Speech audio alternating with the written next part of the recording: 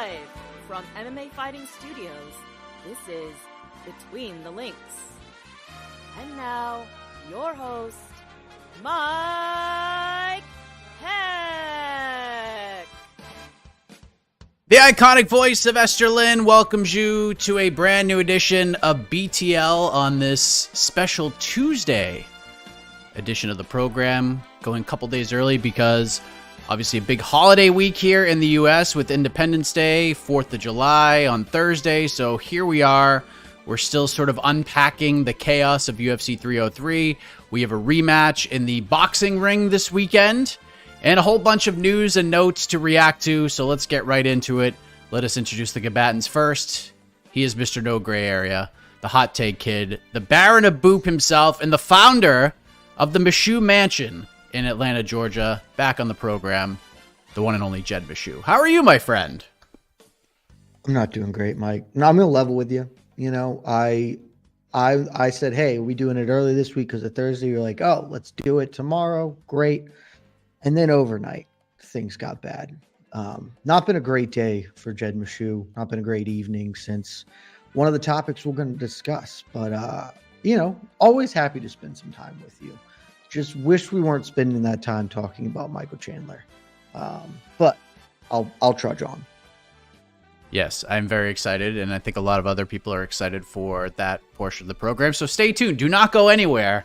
Jed gets to talk about Michael Chandler. But returning to the panel this week, very excited about this. The man with the best theme song in all of MMA, the social media guru for MMA fighting, and one of the talking heads on the MMA Hour, the one and only New York Rick is here. How's it going, New York Rick? Good to see you. Hi, boys. It's a beautiful day. I'm having a great day. I'm having a great week, a great life. I hope you guys are as well. It sounds like Jed needs some encouragement, and we need to get him to where I'm at. So let's try and do that during the show. Let's be cordial. Let's be respectful. Let's be nice, and get Jed to exactly where I'm at. Yes. Jed, do you think we can get you there today? Is that possible? I can always be cordial, respectful, and nice with New York Rick because I got a lot of respect for Ricky, you know. Best theme music in the game. Some of the best hair in the game. Often we agree. People seem to think we disagree. We rarely do. It's just when we disagree, he's very wrong and I'm all the way right. And so it creates a little bit of tension there. But like 96% of the time, Rick is also on the side of very right. So I can be respectful for you guys. Alex Pereira, everybody talking about just that one fella who reared his ugly head yesterday and ruined my evening, frankly. I was having a lovely evening until that happened. We're just going to build up perfectly to that moment.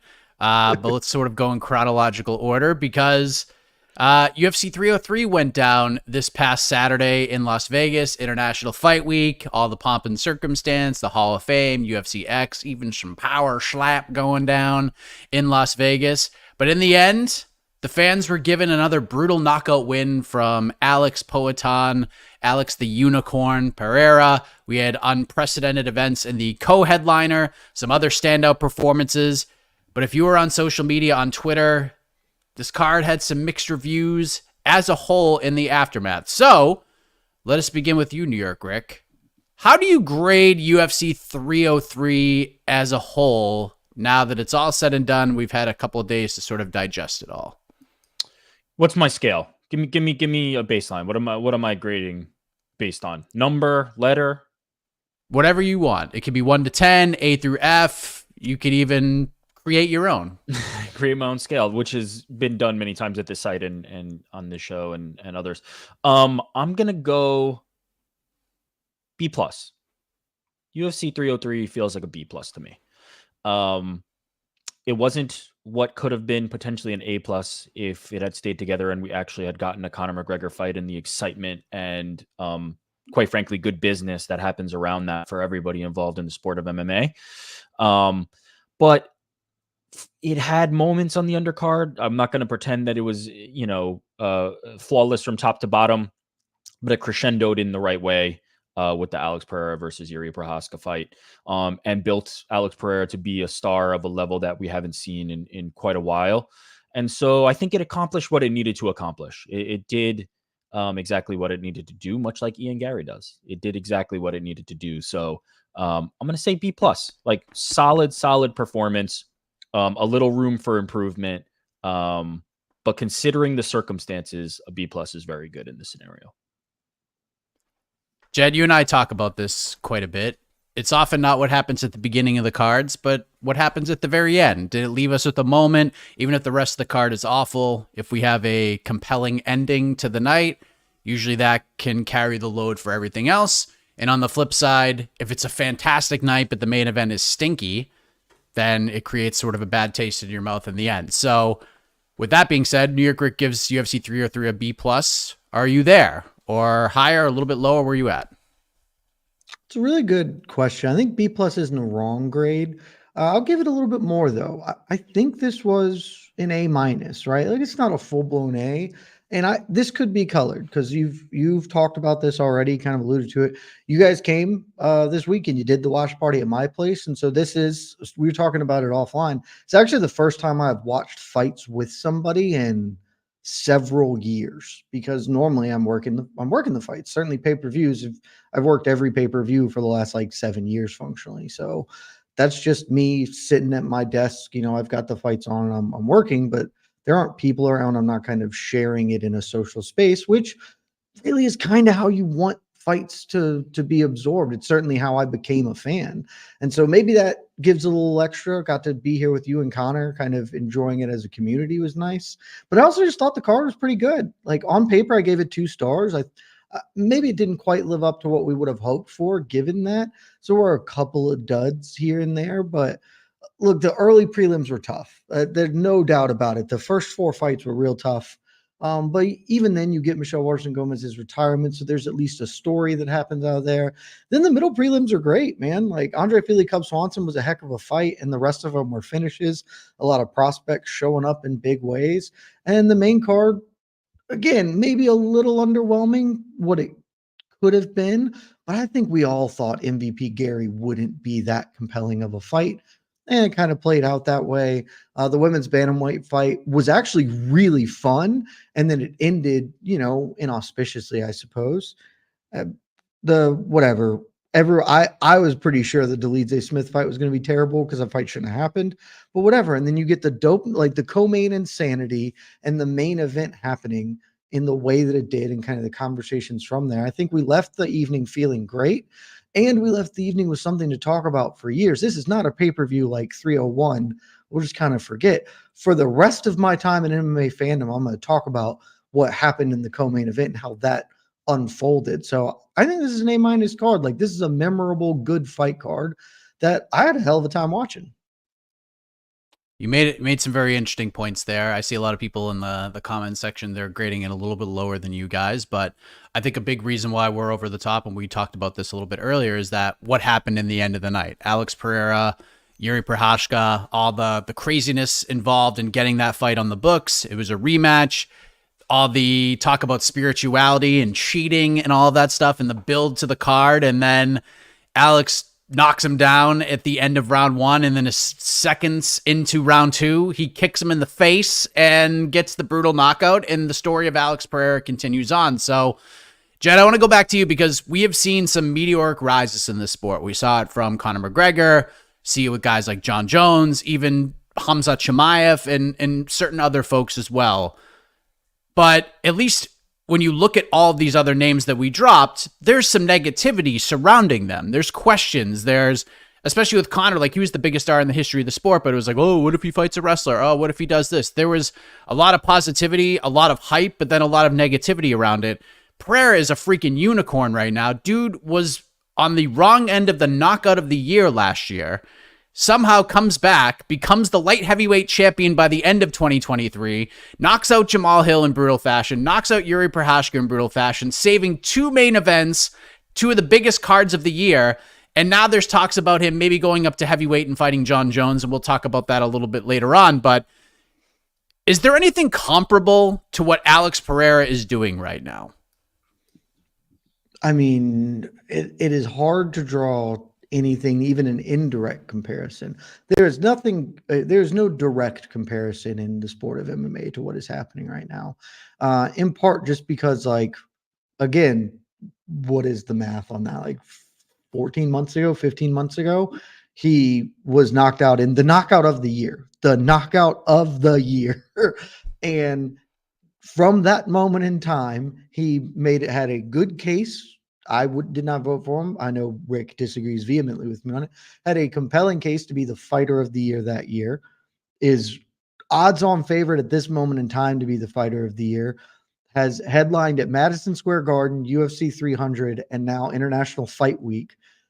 Is the first dude to defend the light heavyweight title like multiple times since Jon Jones is bringing some stability to this weight class that's been in flux forever at this point, it feels like, and continues to develop into like this world-beating star at the age of 36 years old. Doing all of this at his age is the other part of it that kind of gets said without being said, right? He came into the game late. He's 36 years old. People don't have star turns this late into their career. And so, like, he is genuinely a remarkable fighter.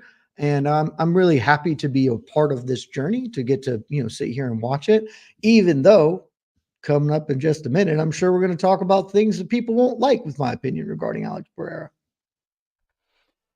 New York Rick, I mean, you've been on the Alex Pereira train for a long time. I know Ariel talked about it on the show with you yesterday, but it's just wild, man. Like, everything we talked about, plus a little bit of English, but very, very little. And he doesn't really need it, because just the aura around him is just unbelievable, from the walkout to just the stare, everything him and Yuri. The dude is getting ready to fight on 2.5 weeks' notice, defend his title in the main event of International Fight Week, and rather than sitting there and sort of reflecting and getting ready for the fight mentally, he's in the back with Plino and Nogueira, and they're like the friggin' Temptations back there. It's unbelievable. They're just dancing around and having a great time. There's just something about this guy that just resonates with fans and just the MMA community in general. Have you ever seen anything like this? I talked to Dean Thomas yesterday. He said the only thing he could really think of in terms of comparisons, and it's only from a fighting standpoint, when a guy bursts onto the scene like he has, is BJ Penn, because he was on the wrong end of one of the knockouts early on. BJ Penn comes into the UFC at like 1-0 and then just starts knocking out these people left and right. And this is sort of what Alex Pereira is doing now. That was the only somewhat comparison he could make. Can you make any sort of comparison to what Alex Pereira is doing right now? No. And to the point that Jed made earlier, it's because of like how advanced in the stage in his career he is. A guy like BJ Penn, his nickname is the Prodigy. What he did on the jiu-jitsu in the American jiu-jitsu scene as a black belt put him in a class of people knowing that when he breaks into the scene, he's going to be special. What Conor McGregor did when he was at Cage Warriors, becoming a double champion, people knew if he got the opportunity, he would be able to capitalize on it. Alex Pereira was like a middling kickboxer at the very beginning of his glory run. Like, he was a better boxer than kickboxer. And by the end of it was a double champion. So the story of that glory run was like, wow, did not see that coming. Beating a guy in Artem Vakitov, who is a legit like killer at light heavyweight. People kind of did not see that coming from Alex Pereira. He had the longevity and lasted long enough that like he developed into quite a tremendous kickboxer. And then he comes over to the UFC and does the same thing. He comes in and there's people wanting to see him against wrestlers and thinking he's going to falter at the first sign of a takedown. And he's just here because Izzy's, I mean, how badly has the, like, he's just here as fodder for Izzy aged at this point? But no, I mean, that was right though. He was there for that. He just said F those plans. Right. I'm not arguing against he wasn't the idea there for that. The UFC brought him in for that. He was here to kick over apple carts and burn this bitch down. Yeah, the key there is the fodder part. Not necessarily that he got the opportunity because of who he was. He certainly got it because of Izzy, but he was not there to be Izzy's stepping stone. He was not there to be a footnote for Israel Adesanya. He was there to be great, and he has become great. And so that has been the story.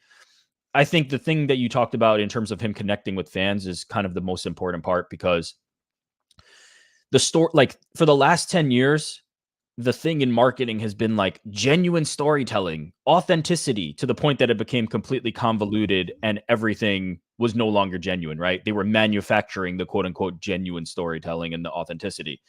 He harkens back to a time before that where being yourself, being authentic, being true, and not trying too hard, in terms of trying to make trying to impress people and just being yourself.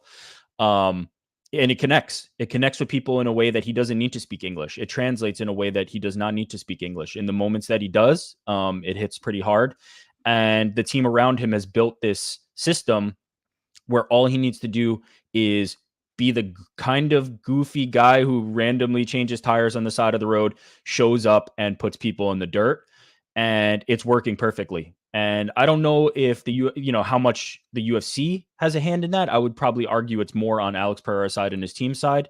But the authenticity, the effortlessness, everything about him is endearing him with fans, and he is matching the performances with that. And I can't think of a close comparison, to be truly honest with you. And just things are falling in his favor. Like, you don't really see this in MMA. It's almost, I'm not gonna say it's luck, but there are definitely examples of him just falling into opportunities but taking full advantage of them. It's incredible. Like, really, everything's just sort of breaking his way despite getting knocked out by Izzy last year. I know it's cliche, but he creates his luck by being who he is, by being ready for these opportunities, by not, hemming and hawing when presented an opportunity. He's at the craps table and he just keeps rolling. He is not somebody who's going to walk away. So, I believe he creates his own luck to a certain extent, even though that's pretty trite. No, but that's true. And so the BJ comparison isn't wrong. I think that it misses more than it hits just because of the difference in parts of them. BJ entered the UFC at 23, and like Eric said, we all knew, everyone I say we, I was not deeply invested in the fandom at that point, but everyone knew this guy's the prodigy. He's going to come in here and his debut is a immediate knockout. Everyone was pretty on board with him immediately. Look, I distinctly remember being I'm not sure after the first round with Andreas Michelitis being I don't think this was a good match. This BJJ black belt's just taking him down. We all know what we're trying to accomplish here, and look at him. And that was 3 years ago or whatever at this point in time. He defies any comparisons we have. Conor is the only kind of one, because Conor did get a little bit of the fast track favorable start here and fought really frequently and became a star, but obviously it's not the same. They're very, very different in how they go about business, etc. So he is forging his own path, and it's awesome. It's super fun. Gentlemen, you had quite the debate on Saturday on the post-fight show about what we're going to talk about now, but a few days have passed. We've heard from a few more people about this topic, so maybe things have changed. So I want to present this in a little bit of a different way, and New York Rick, I'll begin with you. Sure. If you are Alex Pereira's advisor right now, if you're the man who makes the decisions for him, you try to talk him into things, what are you telling him to do right now? And is it the same answer as what you want to see next for Alex Pereira? Is it staying at 205, just trying to rattle off defenses? Are we just going right for Jon Jones? Are we just starting the Jon Jones campaign right this second? What are we doing here if you had the choice? The two things align. What I would want for him is the same as what I would advise him to do, which is to start calling out the Jon Joneses of the world, to start calling out the Tom Aspinalls of the world, to start calling out the Cyril Gans of the world. I think a Cyril Gane Paris matchup with Alex Pereira could be something tasty. And then fall gently back onto a Magomed Ankalaev fight if those options do not become available. But as you've pointed out, right, things tend to break in his favor. And if he is calling for those matchups and it breaks in his favor, I think that's a big opportunity. So that's what I would do. I would start mentioning those names and then land very softly back on a light heavyweight title defense should I fall short of that goal. Jed, you are now the advisor for Alex Pereira. UFC calls you and says, Jed, what should be next for Alex? What would you like us to try to put together for him? What are you telling the UFC right now? So first, credit to you. This is a great way to frame this question because it kind of puts me on my heels a little bit. I have to change what my answer would have been. Because I actually agree in principle with much of what Rick said. If I am Alex Pereira's advisor, if he's coming to me and been like, hey, putting my career in your hands, you got to tell me what to do. How do we do this? Objectively, the correct answer is try and get a fight with Jon Jones. Like that is prize fighting proper, right? Because basically we've seen Conor open the doors here to this, but the goal is to get the biggest reward with the least risk. And sure, there is risk in fighting Jon Jones, but if you somehow get to slide into the Madison Square Garden main event against heavyweight champion Jon Jones, there's no, like, if you lose, no one will think less of you or be saddened by it. Like, hey, he dared to be great. Tell me I hate that phrase. And if you win, you're the guy who beat Jon Jones in Madison Square Garden, became the first ever 3-division champion. Suddenly you have like a legitimate case to being the greatest fighter of all time, despite getting knocked flat cold 18 months ago. Like objectively, if you can wave a magic wand and make something happen, that's the outcome to make happen, is fighting Jon Jones in Madison Square Garden. A lot of impediments in that, but yes, that's how we want to go. Secondarily, I also agree that it's probably objectively true to do the same thing with Tom Aspinall. If Tom Aspinall beats Curtis Blades at 304 and you can fight Tom Aspinall later this year for an interim heavyweight championship, yeah, because then you'll be, even though it's an interim, you're the first 3-division champion if you win. And maybe that does set up a fight with Jon Jones after he beats the ultra-tired firefighter later this year. Like, those are objectively the prize fighting goals to have. They are in no way what I personally would like to see, but that's it. Where I disagree with Rick, I don't understand where this has come from, because it's not just Rick. There has been a growing momentum. Certainly Ariel on the MMA Hour, you guys were talking about it. Why in the name of God do any of us care to watch Alex Pereira fight Ciryl Gane at heavyweight? I'm not saying the fight itself, just itself, excluding every other part of it, I wouldn't watch. I'll watch Alex Pereira fight a broomstick. But do we look back on Anderson Silva's career and go, you know what the fight is that I think about and that really, really digs it in for me? It's the James Irvin fight. No, who gives a shit if he fights random heavyweight? No one. It is a useless, meaningless fight. If you are not going to get the belt, then don't do it. Because if you're not going to get the belt, fight Magomed Ankalaev. That can be the third option here. But fighting Ciryl Gane in Paris is not, that's a terrible option. Because then if you lose, it sucks. It's not, you didn't lose daring to be great. You lost to Ciryl Gane, which is a respectable loss in like objective terms. But in the subjective terms of we all, are hoping you get to be a triple champ, that just blows. You took the triple champ off the table for nothing, for no real gain. So no, that's where me and Rick differ. The other two, 100%. Jon Jones is the apex moon. That's the moon you're shooting for. Tom Aspinall is secondary. And then after that, go to Magomed Ankalaev, because I think that's an amazing fight. And you're already the first dude since Jon Jones to defend the title multiple times. You put one or two more up, and you got a real case to being the second greatest light heavyweight ever, which is a really significant part of any MMA legacy. So that's how I would advise him. I would give him that speech exactly. Rick, go ahead. I will keep it brief and simple. It's just the step before the step.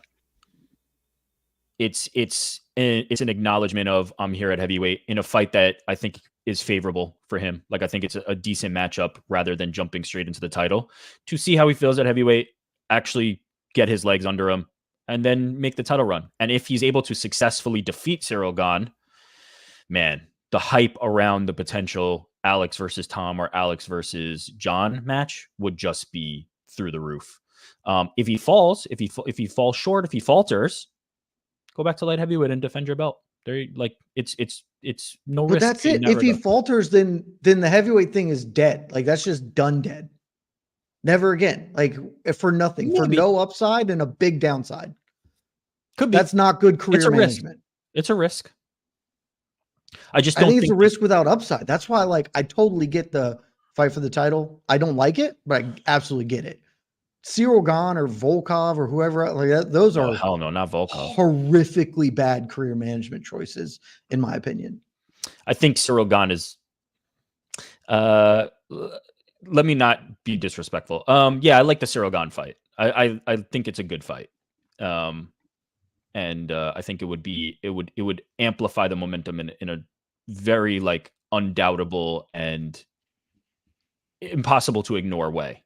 Do you think legitimate question? Do you think it amplifies it more than beating Magomed Ankalaev, the guy who ostensibly people believe is the threat to you at light heavyweight? Well, yes, because the move is for the heavyweight, right? Like the end goal is the heavyweight no matter what. Like, yeah, but like if Alexander Volkanovski bumped up and beat Jalen Turner before fighting Islam, do you think that would have been like, yes? I wouldn't compare Cyril Gahn and Jalen Turner in terms of like they're both tall and can't wrestle. It's a perfect comparison. Stylistically, yes, but not in terms of status. Not in terms of where they are in the UFC. I just want everyone to know, time out. That was set up. I knew that Eric would be like, they're not the same. And I just had that punchline ready to go. I'm gonna go back to I will not be disrespectful and just go like this to you.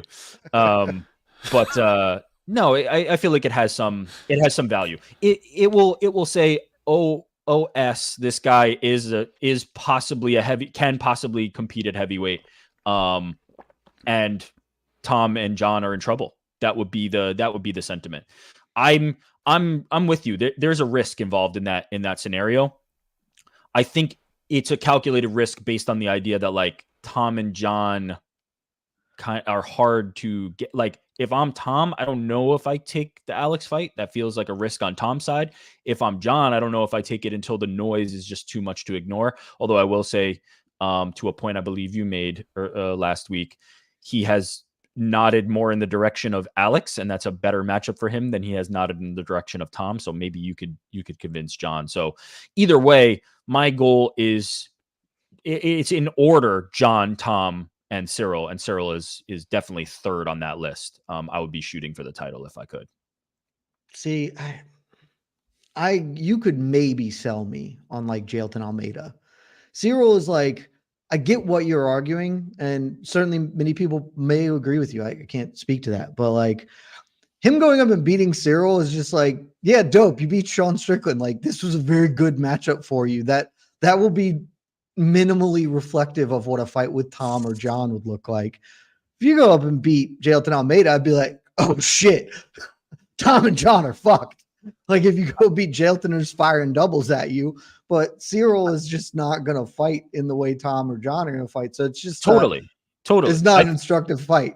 I think you're flying too close to the sun, though. Instructive. I think you're flying too close to the sun. I'm thinking of the fan who isn't X's and O's and doesn't really like think like that. And once he goes to the same way, John beat Cyril Gahn and is, oh my God, Jon Jones, the heavyweight champion. The thing that you were trying to erase, the thing that you were trying to erase happens. That's reality. And so that's where the angle for it. But I certainly agree with you. Him beating Cyril Gahn does not do anything for me in terms of what I think he will match up against Tom Aspinall or Jon Jones. It's more about. Let me ask you one last question, because I'm truly curious. I think I know the answer, but let's say there's a man who could jack up half of these plans.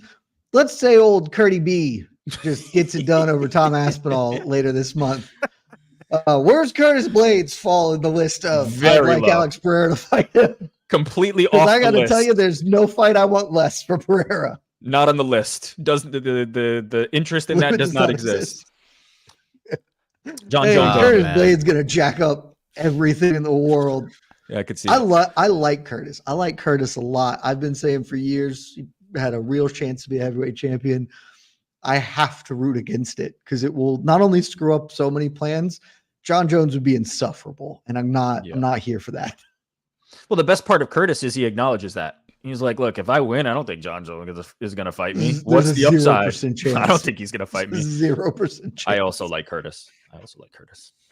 Yes. Do the right thing, Curtis. Great round. We'll move on to the rest of UFC 303, but the point for round one goes to...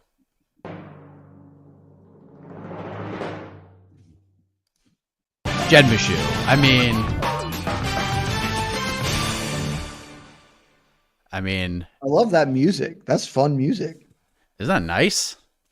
That was really loud. I was not ready for it to be as loud as it was, Some but good stuff. it amped me up a little bit. Found that one yesterday. Casey obviously not here, very busy man. Could not make it. So we're trying to do multiple things at once here. Let's move on to the rest of UFC 303. Let's talk about something that obviously we discussed earlier, what made UFC 303 stand out. The unprecedented nature of the co-main event, because we're watching the prelims, we're getting ready to watch Joe Pyfer go in there and fight Marc-Andre Barrial. And then we find out that Diego Lopes, who is scheduled to fight Brian Ortega, which was originally slated as a featherweight fight, became a lightweight fight. He's no longer fighting Brian Ortega. We started to see the rumblings, the rumor mill. We started to see everything sort of come together that Diego Lopes could be fighting Dan Ige on just hours' notice, something we've never seen before in the co-main event of UFC 303. And the way that the ESPN broadcast team, the UFC production team put it all together was absolutely incredible. Dan Ige steps in. They do a 165-pound catchweight fight. Diego Lopes wins the matchup, and everybody sort of wins. Dan Ige's stock rises tremendously. Diego Lopez's stock rises tremendously. Worked out for everybody. But we learned a little bit more about the situation on the MMA Hour yesterday. Eric Nixick, coach extraordinaire, jumps on and starts telling the story about how this all comes together. Actually gets a phone call from Jeff Mullins, who is I believe the executive director of the Nevada Athletic Commission. And Jeff was basically like, hey man, can he fight? Can Dan Ige get in there and fight tonight? And Eric Nixick basically said, this guy's like a son to me, and I would never, ever put him in a position to get hurt or get injured or be in any kind of danger. And the way Eric Nixick presented this case to Jeff Mullins, Jeff said, all right, cool. We're going to go ahead and do this fight. And then to hear Eric tell the story, once he got Jeff's approval, they had to go to the governor to sign off on this. It just makes this story even crazier. So Jed, let's begin with you. This is already insane to begin with. All of this, we've never seen anything like it before. But now hearing Eric sort of tell more of an inside scoopy part of the story about how they had to get the governor to sign off it, how Eric's words essentially sold Jeff Mullins on putting this fight together, and then ultimately what we got on Saturday. What was your reaction to everything? I mean, the reaction was the same as everyone's. That can't be happening, right? Like, that's when that got announced, like, we were here in my house, and I was like, guys, is Danny about to step in and fight Diego Lopes? And I think Connor was like, no, no, that can't be. Diego Lopes was sending, because Diego Lopes sent out the tweet with the the South Park image of the wheelbarrow with the stuff in it. And Connor was like, no, he was just sending that out because, all the stuff he's had to deal with on fight week. And like 10 minutes later, we got some posts in the Slack, and it's like, actually, this is real. This is really happening. We didn't believe it could happen, that this didn't make sense. And then the fact that it does, that Danny Ige wasn't even like a dude who was cornering another fighter and he's backstage and like, hey, I'm game. Let's get after it. He was just sitting at home. He was just hanging out. Like, he's probably, getting a massage, probably going to get a pizza and watch the fights. And nope, like, all right, bet. It was an insane thing to pull together. I am still truly unsure why they even did it. It is not like they needed to do it. They could have just as easily been like, hey, we're bumping up Peyton Talbot to the main card. I don't actually know if that time frame would have worked, but hey, we're going to bump up a separate fight to the 5th fight. And, Joe Pyfer is no longer the prelim. He's on the main card. But for whatever reason, they dug in 10 toes and were like, all right, let's do this. Let's figure out a way to keep Diego Lopes competing tonight, however, by hook or by crook. They get it done. I'm still not confident. This shouldn't have happened. I guess, let me say that. This objectively should not have occurred, because this is how, like, people die. Because you bootstrap something super quickly, you fast track medicals, et cetera, and then, we rushed through this thing to get it done in 3 hours, and we overlooked something, and then all of the bad outcomes occur, and suddenly we have a catastrophe. Like, objectively, this shouldn't happen, and there are reasons that it doesn't. But when it does happen, it's cool. Like, it's pretty damn sick. So this is awesome. The fight is secondary. The fight was great. saw some people early in the comments being like, there's only one good fight on this main card. That's insane. The co-main event was a very competitive, exciting fight, particularly given the circumstances.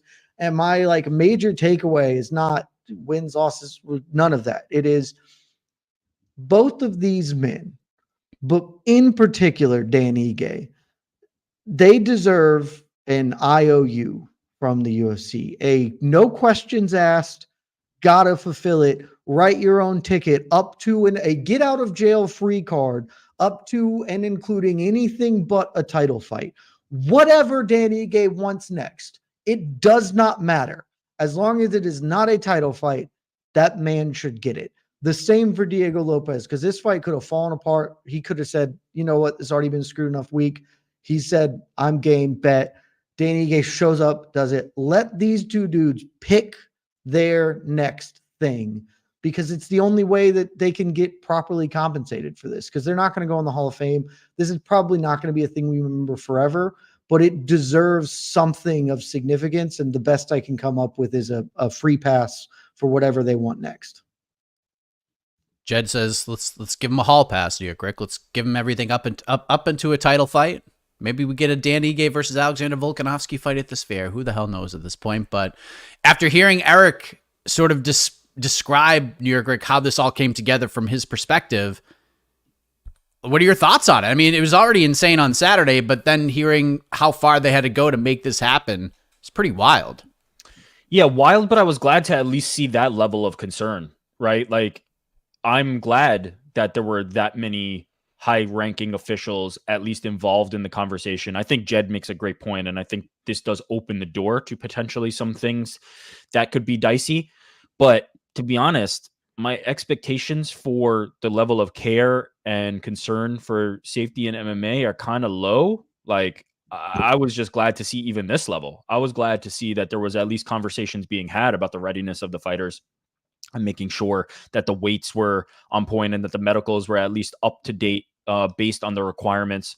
I was heartened a little bit to see that at least there was some care gone into this decision, because it wasn't so long ago that Dana White was trying to bail Jeremy Stevens out of jail to come fight. Like, this was professional to the degree that it could be. Because let's be honest, like, it's not great to be asking somebody to get off their couch and get into a fist fight. But if you're going to do it, make sure it's Dan Ige, and make sure his coach is Eric Nixick, and make sure the fighter that he's competing against is Diego Lopes. It was kind of this perfect storm of the right people involved in the scenario. And so we got a great fight out of it. Will it happen in the future again? I don't know, but I think Jed's right to have some concern about what it opened the door to if we do have that scenario again. But if we do, I would hope that the people involved have the level of concern and care that they did in this scenario, because I think it worked out well and was impressive, but absolutely crazy. Like, as you guys have already said, I was sitting there stunned that this was real. That, like, once I saw Dan Ige and Eric Nixick, and then eventually like Ali Abdelaziz and all these people tweeting about it, and Jason House and all these people tweeting about it, I was like, this is either the best like coordinated prank that's ever been pulled, or Dan Ige is going to get off the couch and fight somebody. And I couldn't believe it. But all told, like, well done to everybody involved. Yeah, be a hell of a 30 for 30 just watching UFC 303 getting pieced together over the weeks. They thought they were done putting this all together, and then everything happened Saturday night, and we had to switch the co-main event on 3 hours notice. It's pretty freaking crazy.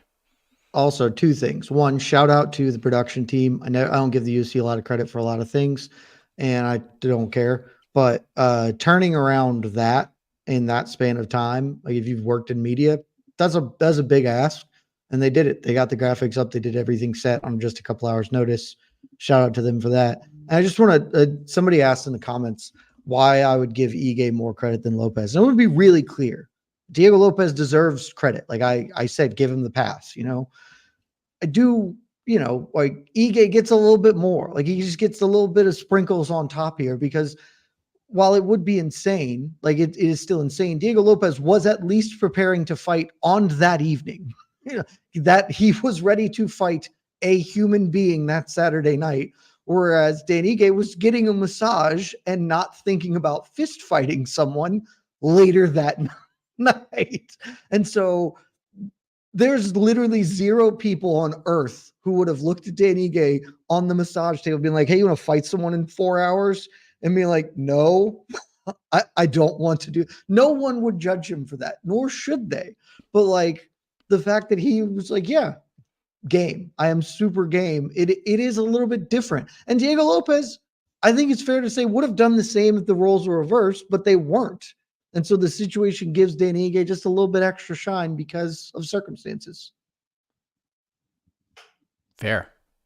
Now let's move on to some of the rest of the moments that happened on the card. So, Rick, I want to start with you because we do this from time to time on the program. If you go to a NHL game live or if you play an NHL video game, they always do the 3 stars, right? Here's the 3rd star, the 2nd star, and then the 1st star is like the dude who stole the show. Now, you could do this however you want. You could do it ascending, descending, however you want. But low-key, outside of the main event and the co-main event, who are the low-key 3 stars of UFC 303 in your eyes, New York Rick? I'm going to start in ascending order. I'm going to start with the 1 star. Loke Dog, Vinicius Oliveira. That dude is incredible. Like his whole UFC run has just been absolutely magical for me. And what a performance against Ricky Simon. And then the call out of Umar Nurmagomedov in English on the mic afterwards. Like he's just been acing it. It's probably flying a little under the radar. So I'm trying to throw that out there for some love for Loke Dog. The dude is incredible to watch and he talks that good-ish. And I'm really excited about him. So low key, definitely Loke Dog. Number 2, Spiritual Forces. Spiritual Forces was the second undefeated star. Just an incredible performance by Spiritual Forces at UFC 303 from how much attention Spiritual Forces got in the lead up, from delivering the success of Alex Pereira, Spiritual Forces. And then lastly, my top star is Michael Chandler. Michael Chandler made a commitment to all of us, and he said he was going to show up for UFC 303. And you know what that man did? He showed up for UFC 303. Man of his word, integrity in spades, and he was there. Who wasn't there? Conor McGregor. He made a commitment, and he wasn't there. Michael Chandler, he was there. UFC 303. Michael Chandler is my top star of UFC 303. Wow. I mean, he is a man of his word. We were told not to disrespect him by feeling bad for him, Jed Meshew. So very interesting point. Did not expect 2 out of those 3, Jed Meshew. I love the Vinicius Oliveira call. That was wonderful. Jed, are you in agreement here? Is Spiritual Forces in the top 3? Is Michael Chandler in your top 3? Neither of them are in my top 3, and Vinicius Oliveira is not in my top 3 as well. So I'm going to go in descending order. I'm going to start at the top, and I'll just say it. I did not include Peyton Talbot because I kind of thought that he had too much shine for this to be low key. He's on the MMA Hour. It feels like people are really behind him, but like unbelievable performance. So my number 1 guy is my guy, Jon Silva. Just dope. Like that was, I've been really high on this guy. He's one of my highest graded prospects coming off the Contender Series. This last iteration has a couple of good performances already, and now comes in here. And Charles Jourdain is a respected veteran. This fight was a pick'em fight. He was not supposed to run over him. And buddy, he clubbed Jourdain around that cage. Like it was batting practice out there. I'm trying to think. It was the Naked Gambler on Twitter, who's a MMA guy in the MMA community, said something during the fight when he was like, I don't know who this Jon Silva dude is, but he can hit because he carries himself like a dude who knows that when he touches you, you're going to feel it. And that is exactly who he is. And Charles Jourdain felt it. And then he got the Tim Boach like hockey uppercuts to finish this thing off. And it was chef's kiss. That dude, nobody's talking about him coming off this card, and I get it. A lot of other storylines, not like the highest thing. I love this guy. This guy's going to get ranked. This guy's a dark horse contender to make a run towards at least a title shot, coming at 145, even with the weight miss. And great excuse. Fell down the stairs is it's an all-timer, an excuse for why I missed weight. Terrific all around, Jon Silva. Number 2, another prospect wildly high on, Ray Saruya. kid's 22 years old, like, junior Olympian wrestler, hit some really awesome stuff on Carlos Hernandez, who's like a tough fight, tough out. Japanese MMA just in general on the come up right now, like a lot of high end prospects. And now Flyweight's got two of them, two dudes under 25 who look like they are the real deal Holyfield. You don't know, just stay with it. Racer, he going places. And number 3, the lowest, come on. You knew this was coming, Mike. I had to shout out to my guy. All of our guys. Andre Arlovski should have beaten Martin Buday. Let's just get that right out of the way. Robbed on the cards, robbed on the judges' scorecards. More importantly, though, afterwards, Dana White comes out, says his contract's up with us. He fought out his contract, 42 fights in the UFC, second all time behind Jim Miller. Mike, I compiled a couple of important stats for us, just to remember this man who says he's still fighting. He put out a message saying, this chapter with the UFC is done, but my story lives on. Love to see that. Joined the UFC in 2000. The year 2000 was Andre Arlovski's first. 24 years of service before the mast. This man was in the UFC pre-9/11, if that is even comprehensible. He was in the UFC pre-Zuffa. He predates Dana White's role in the UFC. This man, when he joined the UFC, ladies and gentlemen, there were 3 weight classes. 3 of them. Only 3 of them. There wasn't a lightweight division with a champion. There was welterweight, there was light heavyweight, and there was heavyweight. And at the time, light heavyweight had just been changed from being called middleweight, and welterweight was called lightweight. He joined the UFC on the same night Randy Couture started his second heavyweight title run. It is incomprehensible how long this man existed in this promotion, and we're never going to see it again. There will never be a fighter who spends 24 years in a promotion, give or take. It is unbelievable. Shout out to my guy, the true GOAT, the Pitbull, Andre Arlovski. One thing that you said about Andre Arlovski over the past few days, Jed, he might actually be the best prize greatest fighter prize fighter in of all UFC time. history. Okay, come on. I don't know, Rick. Though, Rick. Stop. I don't know. Remember, so we looked this up. We looked this up on to the next one on Sunday, just because I had to take a gander at this. Florida, for the newer fans, used to disclose fighter pay. They used to disclose fighter pay, and when the UFC was going through the pandemic era, and they went to Jacksonville and they had the little residency there, Andre Arlovski competed on one of the first COVID cards in Jacksonville. You know how much money he made for that fight? $325,000. And he ain't making any less than that for any of the other fights he competed in. So basically, he just went out there for the most part, had 15-minute decision fights. Yeah, he got finished a couple times. 11 fights since then. And made over a $250,000 for every single one of those fights, and probably re-signed at some point since he had 11 fights since then, and probably was making close to $500,000. That's pretty damn good, New York Rick, for a guy that wasn't ranked and wasn't climbing the ranks and had no chance of fighting for a world title. It's tremendous. The greatest grift in the world. Rick, he's a great We'll grifter. never be able to prove this. We will never be able to prove this. There is a legitimate case that he made more money in the UFC than any other fighter, excluding pay-per-view points, just because the longevity plus the pay scale. Yes. Yeah, Conor makes more per fight by a lot. Conor's fought once in the last 4 years. And that was still enough, by the way. It is, but like the one fight. Conor's also a headlining events. This dude was getting $300,000 to have awful clinch fests with Waldo Cortez Acosta and Martin Buday on the prelims. Like, he is one of the greatest bag getters in the history of the sport in this company. And you just got to respect it, you know? I respect the grift. You cannot put him in the category of best prize fighter. It is just impossible to outdo. 100% Alex Pereira just made that purse as a bonus. Like, it's just not. We're It's not the A same thing. one-time Different bonus. world.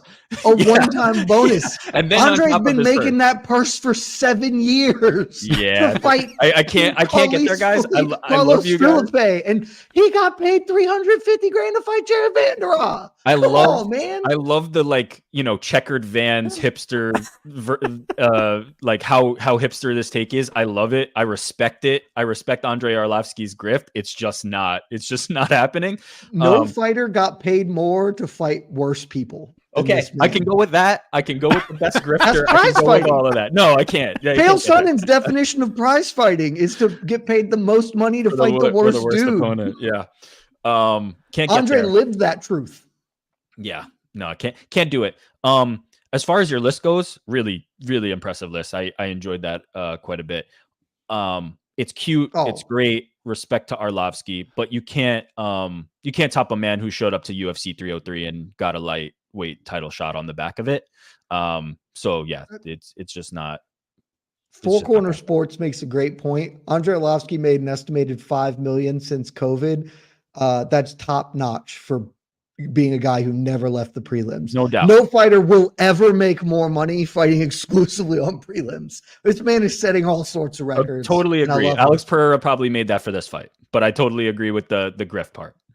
I love him. Just what a hero. Shout out to his management team too for putting this all together. First round management did a hell of a job with this whole situation. If I was first round management, I would not sell myself. I would just be like, here's why should you sign with us? Exhibit A. Andre, please step forward. Yep, that's all we need. That's all we need. Oh man. All right. That was UFC 303. We have there is no UFC this weekend, but we do have some fights coming up this weekend, and we're going to discuss that right now. Point for round 2 goes to. I know I can't win it, but I had to do right by my guy. Here, Greg. Nicely I done. understand. This is my last chance to talk about Andre Arlovski. We're never going to talk about him again. Hey, maybe not. What are you talking about? He's gonna fight. He's gonna headline like a BKFC show, and we're gonna be raving about him. No, because BKFC you have to punch people, and he's not. He's not into that. That's not. He's not doing that. Oh man. Well, he maybe ends up on like a Jake Paul boxing card or something. I know that's still punching people, but it's so dumb. I would pay you so much money to watch Andre Arlovski box Jake Paul. It is so stupid, and I understand. Oh, wow. I would pay so much money to watch Andre Arlovski box Jake Paul. Holy shit. Okay. I did not expect that take to come out at all, Jed. And usually I expect all takes to come out. Did not see that coming. Well, we got boxing this weekend, everybody, and it's not a boxing match you probably planned on seeing if you asked us about this 18 months ago, but the rematch from UFC 244 at Madison Square Garden for the original BMF title. The rematch happening in the boxing ring. 10 rounds this Saturday in California. It will be Nate Diaz versus Jorge Masvidal 2. We've had multiple dates. We've had multiple press conferences. And now it is fight week. I think media workouts are later on today, and then we're going to have press conferences and a whole bunch of craziness going on over the next several days leading into this fight. So I'll start with you, New York Rick. 1 to 10, how excited are you? Where's your excitement levels at for this? What are your intrigue levels at? However you want to grade it, it's up to you. But are you jazzed for this, I guess is the question. Yeah, I'm not super amped. It's one of those fights between MMA guys that just like should be an MMA. The boxing, the MMA guys doing boxing just doesn't like do it for me to a high degree. I like Masvidal and Diaz as a pairing. 5, 6 maybe, like, and maybe I'm being too generous. Like, I care about it from the idea that like Jorge Masvidal and Nate Diaz are names that are still going to be around our circles and talked about, whether it be in boxing, whether it be in MMA. Like, these are not guys who are going to go away after this fight. And so the relevance of at least seeing them compete in order to work toward something that I'm potentially more interested in is at least appealing enough to me. But from a technical X's and O's stylistic perspective, like I don't really care to even think about who's going to win the fight too much, nor do I care about the boxing aspect of these two. Who knows? Like if something wild happens, like I think I could be very easily convinced into getting excited about it. If something outside of a standard boxing match, a listless kind of boxing match happens, I'll be willing to go along. That's probably the best way to describe it. Like I'm not getting my hopes up. I'm not getting overly excited, but you don't have to push me too hard if something wild is going to happen. I will come along for the ride. So yeah, 5-6 in that middle territory where like this, I could easily be convinced to get more excited if they give me something to be excited about. Where are you at with this, Jed? And kind of building on to New York Rick's point, is this going to be one of those things where the build to the fight is more interesting than the fight itself? This threads the perfect needle for me of things I don't care about. Like I'm not hyperbolic to say that there are Misfits cards I'm more interested in this. And that's not to say that you guys shouldn't. If you're into this, dope. I don't want to yuck anyone's yum. Unless you're Michael Chandler, I'd like to yuck all of your yums. But this is just, we saw them fight in MMA. It wasn't competitive. I have very little reason to believe this would be competitive in boxing either. Two dudes that I'm not like massive fans of in general, just personally, like their fighting style. I got a ton of respect for Nate Diaz, the prize fighter, and you know, being like understanding his value, etc. But I mean, he hasn't been like a awesome dude to watch in many years because he's old. And Jorge Masvidal, got a lot of respect for him as a fighter, but like, we're just watching two old dudes box. Pretty transparently, Masvidal should win this. So it has minimal interest. And then they didn't even stack the undercard that much. Like I have maybe a passing curiosity in Anthony Pettis versus Chris Avila, just because both of them have appear to actually be decent at the boxing thing, but nothing that I would watch if I weren't working or involved in this. Like I would check MMAfighting.com, great website, to just be like, hey, what happened? And then if something cool happened, maybe I'd check out and see what that was.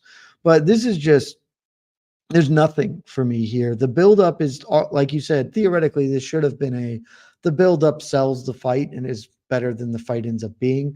But even the buildup is, you know, we all have this idea of Nate Diaz, the promoter, because he has such high moments of really, really excellent stuff or standout things, but also like 87% of the time, Nate just doesn't want to be there doing this shit. And so for the 3 of the 4 press conference stops, Nate was, you know, surly and not involved in promoting this fight. And then the last one, he's just tired of it and was like, hey, Brian Campbell, I don't want to be here. I'm tired of seeing you. I'm tired of doing this shit. I'm out. And that gave us something to talk about at least. But it's just, this isn't it for me. If it is for you, enjoy. There's nothing else competing against it this weekend realistically. But I'm just going to check MMAfighting.com, great website, to find out what happens and be done with it. Last thing I want to touch on before we move on to the news and notes portion of the round. Some of the other pieces of the broadcast have been revealed since we last spoke, one of which, Fan Mio teaming up with UFC Fight Pass. So instead of this event being $80 like it was originally going to be, you can get on UFC Fight Pass for $49.99, which I think is pretty brilliant. We also found out the broadcast team for this event. Sean O'Malley, the UFC Bantamweight champion, will be part of the commentary team. He'll be teamed up with Mauro Ranallo and Sean Porter. Additionally, we will get Amanda Guerra, who I think does an absolutely spectacular job with Bellator and now PFL Logan Paul's co-host on Impulsive, Mike Majak, is going to be part of the broadcast team. And former Strikeforce champion. Combat? Is that that's the same dude? Yeah. Same guy. Yeah. So he'll be there. Josh Thompson will be there as well. He'll be part of the broadcast team. Wow. And the reporter for the event, the man who will be serving as the reporter, none other than multi-time BTL winner, Brian Campbell. So that is your all-star broadcast team right there. Jed, does the broadcast team make this any better for you? Broadcast team actively makes me not want to watch this. Like I have no other way to say this than that. I love BC. I think BC has been very good in his role in helping build and promote this. And so It would have been cooler if he had more to do than being the sideline reporter functionally. My thoughts on Josh Thompson are pretty clear at this point. I truly do not understand why you would employ him for this, but okay. The Sean O'Malley is the headline grabber one here, and I can be proven wrong. This is not a corner I'm going to die on. I suspect he is going to be horrible at this, not because he couldn't be good, but because he won't be good, if that makes sense. Like, he is going to have what I call the Dominic Cruz issue. And many people like Dominic Cruz because Dominic Cruz is objectively very smart, has a great understanding of fighting, and can convey some real good pearls of wisdom. I think Sean O'Malley could do that. But my issue with Dominic Cruz, from day one, and it still persists to this day, is he gets real snarky and then it's just like, this is how I do it. And if they're not doing it how I do it, they're idiots. And Sean O'Malley strikes me as a man who is really going to turn this broadcast into being about him and not being about the fights that are happening. And for some people, that may go over well. Certainly Sean O'Malley fans will like that.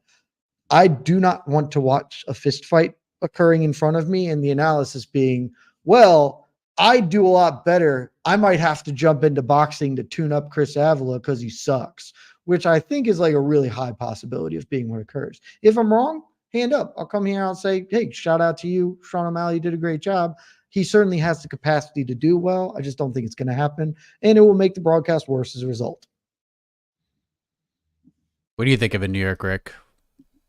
I think I'm more interested. Yeah, it did something for me. I think Sean O'Malley's actually going to be great. Like, I think he's got a lot of reps as like a podcast commentary, like just add a little flavor to something that's happening. I don't know if he's going to like rush to insert himself into it. I think he's probably just going to be chilling out, having a good time, and it'll be up to Morrow to set him up. And I think the world of Morrow. I think he's a really tremendous broadcaster in terms of how he can like fluidly mix the excitement with the actual play-by-play. I'm a fan of Morrow. Look, I know, mileage may vary. People's tastes are going to be different. I like Morrow quite a bit.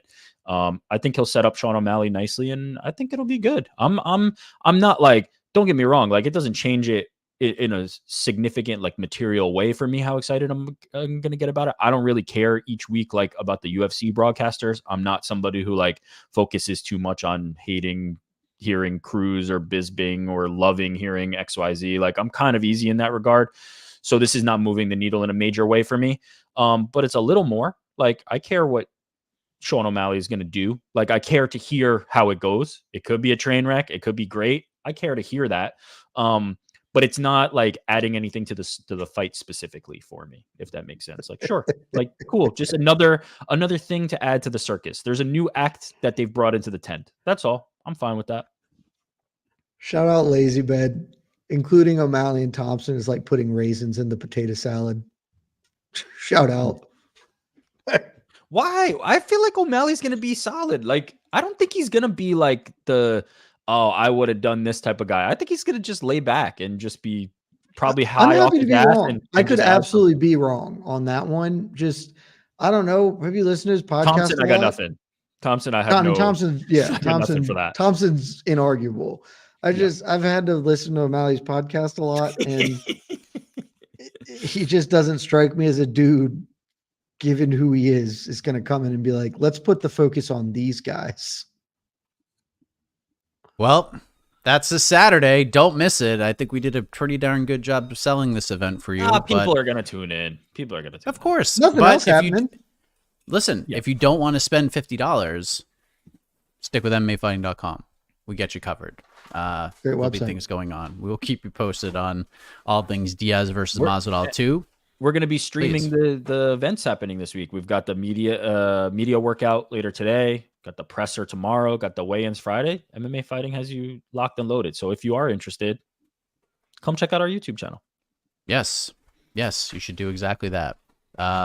Point for round 3 goes to. There's the drum roll. Meshew! We beat. Damn, the music beat the camera thing. So, nicely done. Nicely also, done. Sleeto, God, there Casey, are odds out. Step up your game, bro. What's wrong with you? You seem off today, Casey. I know.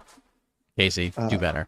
Do better. Let's go to the final round. This is where a lot of people have been waiting for. So let's get into it. Lots of things in the news and notes department. We'll try to get through as many as we can. I do have an interview coming up in about 25 minutes, so we'll get through as many. But let's start with the big one, everybody. 15 hours ago, as we are live right now, Michael Chandler taking a photo outside of a window in Las Vegas at the Sphere. You could see his reflection in the mirror. And this is what the tweet says. Quote, I've been offered Islam Makhachev in October. But if Conor McGregor's little pinky toe is ready by September, let's do Sphere, biggest sporting event in the history of sports, Riyadh season UFC 306. And a lot of people would typically migrate towards the Conor McGregor portion of this. But the thing on our Slack channels and some of the other folks around the community looked at was, I've been offered Islam Makhachev in October. So Jed, I could see tears sort of flowing in your eyes a little bit, not of sadness, but more of anger and just outright defiance of this tweet. I got to tell you, this drove me a little bit insane seeing this. You honestly took it worse than I did, Mike. I have thoughts on this, and we'll get into them in a moment. But your reaction to this, I don't think he's lying. I could certainly say that. But if they go this route, Jed, if Dana White yells in his cell phone in 6 weeks' time, guys, we're going to Abu Dhabi. It's going to be huge. Badass fight for the lightweight title. It's going to be Islam Makhachev, the guy that all of you think is the number one pound-for-pound fighter in the world. He might be 2 or 3 because it's unequivocal Jon Jones is the best pound-for-pound fighter in the world, and he will defend his title against none other than Michael Chandler, the man who was supposed to fight Conor McGregor, the former Bellator lightweight champion of the world. He's going to Abu Dhabi for his chance to slay the lightweight dragon, a badass main event in Abu Dhabi. Jed, what would your reaction be to this? And how egregious of a title shot would this be for Michael Chandler coming off of a loss, a submission loss, mind you, to Dustin Poirier, plus he's lost 3 or 4 and been dominated in all 3 of those fights, or stopped, by the way? My reaction was not good. Yours was worse. I just want to get that out there. My reaction was deeply unsettled. I've had a little bit of time to just take slight edge off because, like you, Mike, I agree. I think this is true. I think that he was offered that. My guess, because my initial reaction was they're offering it to him as a mea culpa because Conor's never going to fight again, because still stand by that. My actual answer, I think I've now settled on, Armin might be asking for some money. And so this is the leverage play of, Armin, we don't have to go to you. We have other options. So hopefully that is what happens, because if this happens, if Michael Chandler in the year of 2024, coming off a 2-year layoff while he transparently just defiled himself in an effort to fight Conor McGregor, and a loss and losing 3 of his last 4 fights, gets a title fight, it will be quite possibly the most egregious title shot in the history of the UFC. I can't say that with absolute certainty. Was Hoist versus Matt Hughes a title fight, or did they do that at a catch weight? No, not a title fight. They did it at catch weight? Okay. Yeah. In my head, I was like, Hoist fighting Matt Hughes pretty bad, but then I thought maybe it was a catch weight fight. So that would have been tough. Stipe's is pretty tough. Like him getting a title shot against Jon is pretty tough, but for the fact that Jon's a fake champion, so it's kind of fine. Nick Diaz against George, pretty bad. Like this is probably the worst title fight, the most undeserved title shot in the history of the UFC. So it would be really, really, really unfortunate if it somehow occurs, which it can. Like I think that this is a possibility, but shout out to my guy, my champion, my pound for pound fighter. That's my quarterback, Islam Makhachev / Ali Abdelaziz, because God knows Islam's not running his own Twitter. Comes in today with the "you're unreliable, dude. One tweet from your master and you'll run away. Champ needs a real opponent." Just dismissing Michael Chandler, as one should. and you should just immediately just Heisman that dude. We good here, homie. We're going to move on to other business. Hopefully the good outcome prevails. And last thing I want to say, also trash tweet. Like, why is that the photo you go with Michael Chandler? Garbage tweet. Like, you could have just done a tweet of the sphere. You didn't have to have your grainy, like out of focused photo of you looking out a window. Like, you just suck pillar to post, dude. Every part about you. And so I hope this doesn't happen because it'll be a bad day for us, Mike. We'll have a really, really bad time. Yeah, I will be livid if this happens. If Arman Tsarukyan doesn't get his shot, I will lose my freaking mind. This is my all in year on the man. Better do that PSA, Arman. Better do that PSA stat. There is nothing I want to see more in this world, even more than Arman fighting Islam, than this PSA. I'll have to see this thing. But New York Rick, your reaction to this, and one thing I was kind of want to get your take on what Jed said. Islam's tweet in response to this, I'm kind of surprised he didn't just say like, all right, dude, I'll fight you in October, because Arman deserves it, no doubt about it, but this isn't a meritocratic organization. Michael Chandler is obviously a bigger star than Arman Tsarukyan. I'm not here to argue with you there.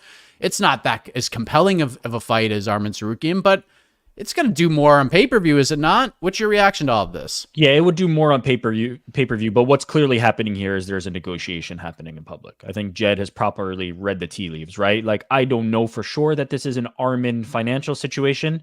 Could be an Arman can't make it to that date situation. We assume that Islam Makhachev is going to fight in October, and that creates problems. When you pin somebody to a specific date, what you get is Israel Adesanya versus Sean Strickland, right? Somebody that people are like, oh, was that really the guy? Now, in hindsight, looking back, like, great, magical moment, certainly. But you kind of get left with default options, is what happens when you go, Islam Makhachev has to fight in October in Abu Dhabi, and so therefore we are going to find an opponent for him. It creates problems, because if the one you want to be there in October won't be opposite him, now all of a sudden it opens the door for Michael Chandler. And I have to tell you, I love it. I love the idea of Michael Chandler No, you don't. being able to spike the football, being able to look in the face of all the people who are celebrating and dancing on his grave because the Conor McGregor fight fell apart, and say, here's my title shot. Now, I will say, I don't think it's assured by any means, right? Like, he's saying he's offered it.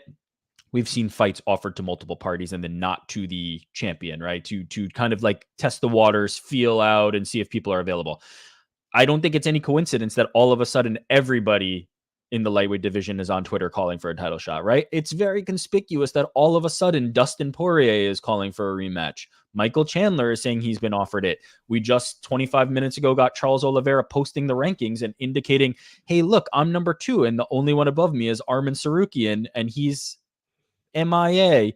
This is not an accident, right? This has been facilitated. There is clearly something going on behind the scenes that is creating an uncertainty around the idea of Arman Tsarukyan versus Islam Makhachev in October.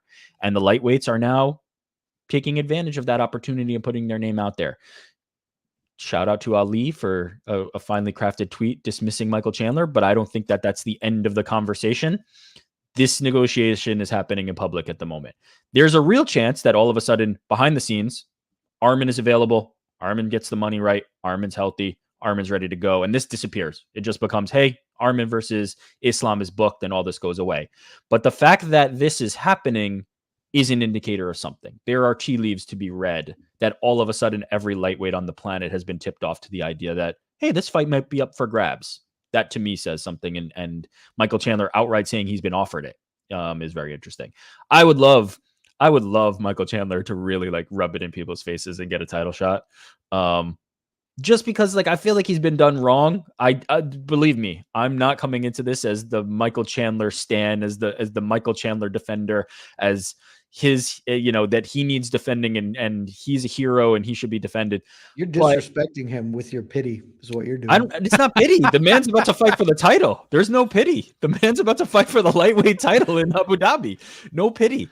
But I do feel like he's been done wrong by fans who are just like rooting for him to not get the Conor McGregor fight. I get it. I'm okay with somebody saying you made an error and you shouldn't have sat out. Now go fight somebody else. Cool. I'm kind of almost there positionally. Like as I said, if he's not booked by the end of the year in that fight, like I think it was an error, but I'm okay with people feeling that. But the people who are actively rooting for him to continue to flounder, one of them, my opponent on the show, I would be okay with him getting a little retribution there. I would be okay with him going, haha, I lucked into a title shot and here it is. So I like it. I'm okay with it. I would prefer other options as a fight though. Let me ask you guys this real quick. If Michael Chandler kind of treated this like he was a high school 5-star athlete getting ready to choose his college, and he sits at the UFC table and he's got a Conor McGregor hat and a UFC championship hat sitting next to him, and both options are on the table, New York Rick, which hat is he putting on? Is he putting on the Conor hat over the title, you think? For sure? Always Conor McGregor. The fact that he tweeted this, as opposed to trying to be a little more coy about it, the fact that he laid it out in public tells you exactly where his head is at. He still wants the Conor fight. And also, as I said, like, we don't know how real and how firm the offer is, right? As you said, I believe Michael Chandler, right? I'm not going to call him a liar, but we have seen scenarios where the UFC has offered this guy. Like, they make the calls. That's just how this goes. It is not like we have one guy in mind, we call him, and all of a sudden he steps in. The answer is always Conor McGregor. The economics just are too vast, just too impossible to make up in a title fight, regardless of if it's a big time fight against Islam Makhachev. And also, I probably think Michael Chandler knows that that's a much more winnable fight. I know there's, you have to, as a fighter, you have to think you're going to win every fight. I think he believes he will beat Conor McGregor more so than he believes he will beat Islam Makhachev. So yeah, Jed? It's Conor. It's a really good question, Mike, because everything Rick said is mostly true. I don't like if we go back to the first question of the day, like if I'm in Chandler's corner and advising him which of these two hats to put on, Rick makes a good argument. Like that is a more winnable fight. And certainly if he beats Conor, he probably gets to go fight for the belt afterwards, right? By the same token, if he beats Islam, he probably gets to fight Conor afterwards if he wants, right? So you're dealing with the same thing. I maybe agree and lean slightly towards Conor, but the issue for me is Conor it's a dream. It's a pipe dream because sure, I'm going to put on the Conor hat, but we've already seen that fight fall apart. That fight could fall apart again.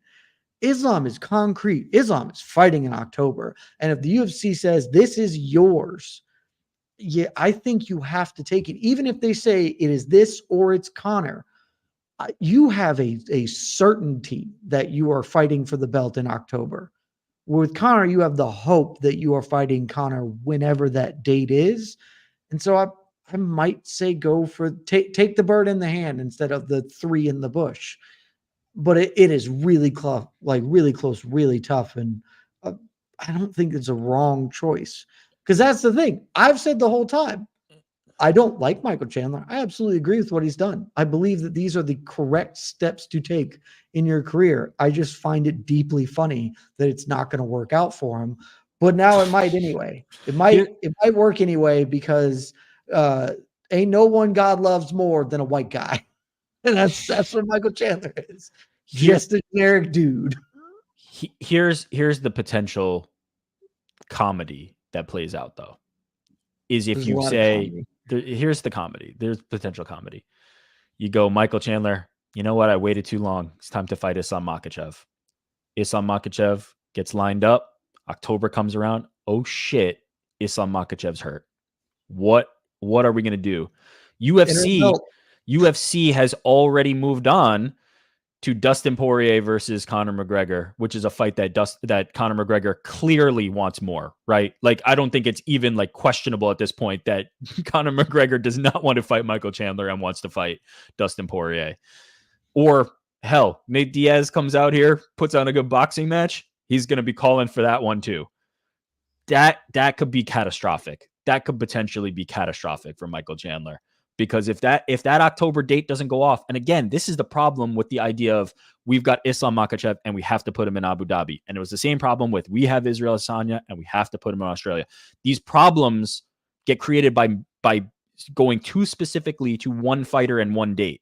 And so if you get into that scenario and Islam isn't available in October and it's close to fight time and that fight fizzles and the UFC has moved on from Michael Chandler versus Conor McGregor, you're not getting that one back. This Michael Chandler thing is very flimsy, the flimsiest thing it could possibly be. So you hold on to that thread for as long as you possibly can, because if you let go of it, it's done. It's gone. And that shit ain't coming back. Can you imagine like if they book the Islam fight and then somehow like Chandler can't get to October and then he loses out on both fights? Immediately? I was thinking Armin Islam steps in, gets the shot. Oh my God, title, dude. Armin versus Chandler. Armin kills him, and suddenly Michael Chandler's just nowhere. Yeah. Oh my God, man. This is super interesting. He's got a dilemma. He's got a dilemma. If it's look, as I said, I don't think this is happening any moment now. Like this is not going to be like in an hour from now. Dana White's going to be hopping on social doing. By the way, great promo. Like you did that very well. Good screaming. Thought it was well done. I don't think that's going to happen in today. But there's something happening, right? There is something happening, and that I find fascinating. And where Michael Chandler fits into that is going to be fascinating. I still think you're in the rebuke any other offers period, but it's getting harder. I do have to rescind a previous statement when we can end on this because I know we got time crunches. I'm not sure if this would be. I think it still is slightly worse than Dan Henderson's title fight against Michael Bisping, but those two. I was also on the team of I don't give a shit. It's just really fun if Dan Henderson gets to knock out Michael Bisping in. But objectively, that was a horrific title shot. This would be close. Those two neck and neck for bad title shots. Yeah, I'm right there with you. That's how I feel about this Michael Chandler title shot. Like, see you at the top, baby. Like, I'm there. I don't care if it makes sense at all. See you at the freaking top. Let's go.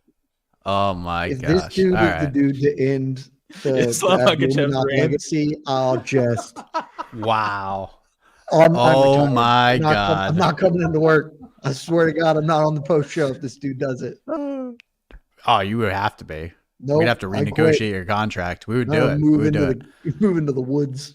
All right. For time constraints, the point for round 4 goes to. I don't know how you did it, New York Rick, but somehow you got yourself excited for this. I don't know how you did it, but see you at the top, says New York Rick. So luckily we have. I wish all of you could have seen Mike's Slack reactions last night when this came out. Oh, I'm still pretty pissed about it. I'm trying to be a professional right now. If this fight only because I've calmed down a little bit because I just think this is Chandler trying to get Conor and vice versa.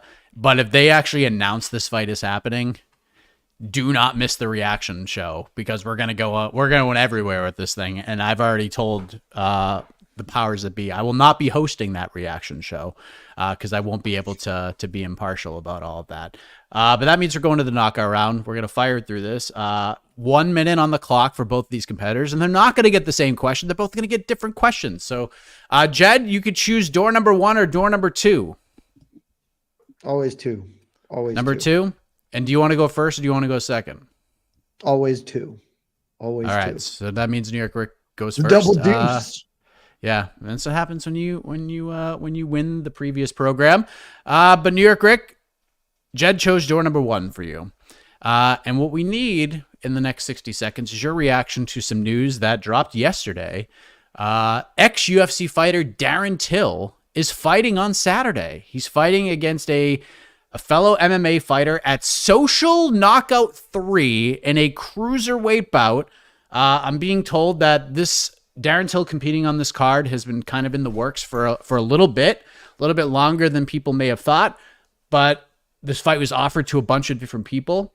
A lot of people said no, but the gentleman that he's fighting, his name escapes me right now, I can't lie to you, said yes, and now he's going to box this Saturday, which coincidentally enough, happening on the same day as Nate Diaz versus Jorge Masvidal too. So your reaction, your interest levels, your intrigue levels, and Darren Till competing for the first time since losing to Dricus du Plessis in the boxing ring. Go. Yeah, I'm going to be kind here. You know what? I really like Darren Till. He's been a good character for us over the years, and he's another one. Like I just defended Michael Chandler from getting dunked on by people relentlessly. I think he deserves a little bit of a break. I think he was a good soldier for the UFC, fought injured many times, and just seemed like the level of competition was becoming too high for him. I want to see Darren Till fight again. And it's unfortunate that it seemed like he had the Julio Cesar Chavez fight lined up, and now that's dissipated, and instead he's fighting I don't even know who in an event that I don't even know how to watch. But I'm glad that Darren Till is getting a fight, and I hope it means it's the start of something larger and that it leads to a bigger fight. Because I think Darren Till deserves one. I think Darren Till has been good to us in the sport of MMA, and I'm rooting for him. All right, Darren Till. We're all rooting for Darren Till. So let's go to Jed. Jed chose door number 2, and door number 2 is the return for the Ultimate Fighting Championship to Denver, Colorado. Coming up not this Saturday, but next Saturday. We have a brand new main event. It was supposed to be Rose Namajunas versus Macy Barber. Macy Barber is out, some health issues, and stepping in for the 5-round opportunity, Tracy Cortez, Jed Meshew. Tracy Cortez in a card that is kind of dwindled down. I think we have like 9 fights on the books right now, potential for 10 or 11. But your reaction to Tracy Cortez getting her first main event and getting the opportunity to face former champion Rose Namajunas next Saturday in Denver. Go. This is one of those fights that is really weird because it is objectively fine, right? It's a short notice, but Cortez is undefeated in the UFC, maybe in her career, has been kind of on the come up. And hey, this being her short notice replacement, this being the fighter who gets to step in to fight someone like Rose Namajunas, great. Couldn't care less about it. Like, just, it does not move the needle for me in any significant way. And I've been trying to figure out why. Because like, I believe Cortez is good, and it may just be that she doesn't have any like super signature exciting wins. This is a massive step up in competition for her. And then you look at the rest of this card too, and it's just like, man, Rose Namajunas is doing a lot of work. Like the Macy Barber fight, that was a fight I was pumped. That was a fight that was your next title challenger probably. And now, I guess maybe not because Menal and however that shakes out, but like that fight was significant. This fight is just okay. This is 10 seconds. This is keeping Rose busy, giving Tracy Cortez an opportunity. But what does this mean in the grand scheme of things? Not much. And it's tough because that Denver card is pretty thin, boys. Like the air. Very good, New York Rick. That might have stolen you some. I thought about saying it, and then votes. I thought it was lame. And then Rick said, I was like, I should have done that. That was good. All right. So we got the poll up. You got like 30 seconds to vote because we got to get make it quick. Yeah, click Jed and let's get out of here. Let's do it. Click Rick and let's get out of here. Whoa, what a twist. Click Rick. Hey. Rhymes. It's like Slick Rick. A draw? I'll take it. You know Rick, what? The ruler. Jed said it. Hey, listen to him, guys. Click me and let's get out of here too. I'm down now. Oh, okay. I'm switching above it over. wins and losses. I am the Conor McGregor of this. These are meaningless to me. You had a chance there to be the Andre Arlovski. You could have been the Andre Arlovski and you chose Conor McGregor. He's also above wins and losses. He doesn't have to win a fight, lose a fight, and he's getting that bag. That could have been your so we're clear. Andre Arlovski's about to rattle off another great run because he's now on a 4-fight losing streak for the 4th time in his career. Every other time, man's come back with a vengeance. There's an asterisk. Watch out. There's an asterisk in that. I believe that, I think it was Walt Harris or somebody. It became not a loss. There was one in there, so it's actually the 3rd 4-fight losing streak, but there was one asterisk in one of the 4-fight losing streaks. I'm just saying, PFL, watch out. 2025 heavyweight champion. This is getting very, very close, my friends. I love it. I won. Very, very close. According to Chael Sonnen, I believe that's how that works, right? He declared me the winner, so I therefore win at this point. Well, if that's the case, then Magomed Ankalaev is the light heavyweight champion and has been for many years. Oh, man. All right. I'm clicking. I'm not even looking. I'm clicking end poll right now. Wow. All right. I did it. I don't know who wins. All right. Ladies and gentlemen, it's time to announce the winner for this week's episode of BTL. Your winner with 52% of the vote is Where's the friggin' drum roll? I'm giving you the drum roll fingers and no sound. Da-da-da-da-da. The winner is 52% of the vote is Chad Meshew gets it done. The winner. It got very close. Rick It got very defended Darren close. Till, Yes. and people don't care about Darren Till anymore. It's untrue. I like Darren Till enough, but Yeah. when you can He's a great shit on character. Tracy Cortez, Rose Namajunas, you got to, because Yes. that fight is objectively good and deeply uninteresting. Yes. Any That's final it. thoughts, That's all I Chad, got. before we roll out of here? Shout out to you, the viewers. We're here because of you. We love you so much. As I said earlier, MMAfighting.com got you covered for everything this weekend. So if you don't want to drop $50 plus a Fight Pass subscription to watch Nate Diaz and Jorge Masvidal do whatever they're going to do, come to us. We got you covered with all the important parts. And Rick, always a pleasure. This is Your how you Rick, your people thoughts. treat me. This is how you people treat me after all I've done for you. This is what I get. But you know what? Wow. Don't feel pity for me. Don't feel pity for me. Because I'm going to be a champion. And I vow that I will see you at the top. Don't disrespect him. Don't disrespect Oh my me by God. feeling pity. See you at the top, Dude, boys. you can't have two phrases. You can't say see you at the top and walk on. It's just no. You pick one. I gotta hate him. Oh, Walk on and see you at the top. Oh my God. Well, hopefully you guys walk on and through just a fantastic week. We'll be back next Thursday because we're gonna get you ready for UFC Denver, and we're gonna recap Diaz Masvidal. We'll talk about all the pros, the cons, the good, the bad, the ugly, right here on BTL. We appreciate you very much. Back next week, right here on MMAfighting.com. For Jed, for New York Rick, I am Mike Heck, the iconic voice of Esther Lynn. Normally would take you home, but I don't know how to produce her voice into this, so we're done. Thank you very much. Good night, everybody. love y'all. This has been Between the Links, Vox Media Production. Beautiful. I didn't want to do Esther. I feel like I would have been bad.